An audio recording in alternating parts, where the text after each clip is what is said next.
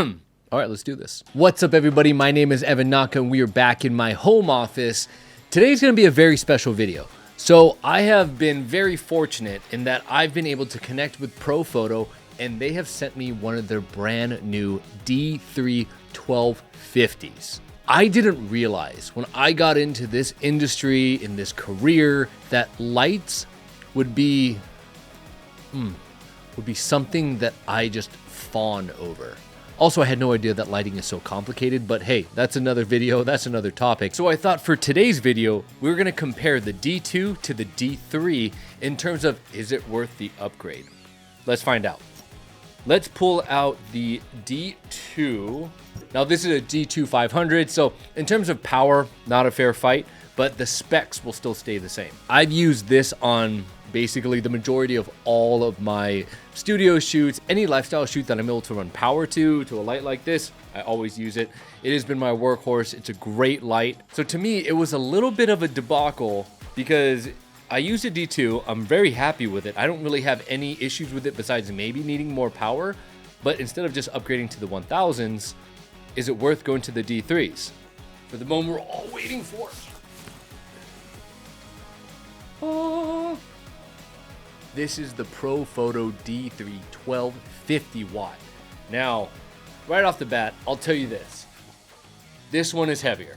Like, just hands down heavier.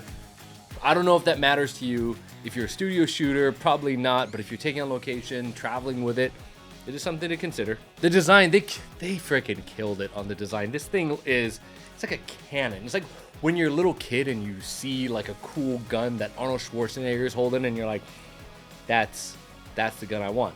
This is the light that I want. This looks like it's expensive, because it is. Really quick, let's get this out of the way.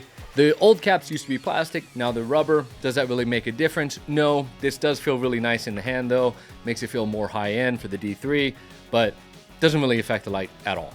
So here's a big one for me. This is 1/63 thousandths of a second for that flash duration. This one, however, is 1/75 thousandths of a second. There's over a 10 thousandths of a second difference in this. Now, in the grand scheme of things, will you notice this? You might. If you do the type of shooting like I do, where it's stop motion, I'm throwing water, I'm throwing things at it, that little bit of a difference could make a much more crispy photo. Now, this one still does amazing. I use it on a day-to-day basis. My images feel tack sharp, but could they be even sharper with this? The answer is yes. Now, the recycling speed of the D2 is about 0.03 to 0.6 seconds, depending on how strong you have the light. That seems pretty fast. So to kick it up a little bit, the D3, on the other hand, has a recycling speed of 0.01 to 0.5 seconds, depending on how intense the light is. But that's also where that extra power is gonna come in handy with the 1250, is because you're able to take that light higher, getting the same amount of light output as maybe 1000 would be at maxed out.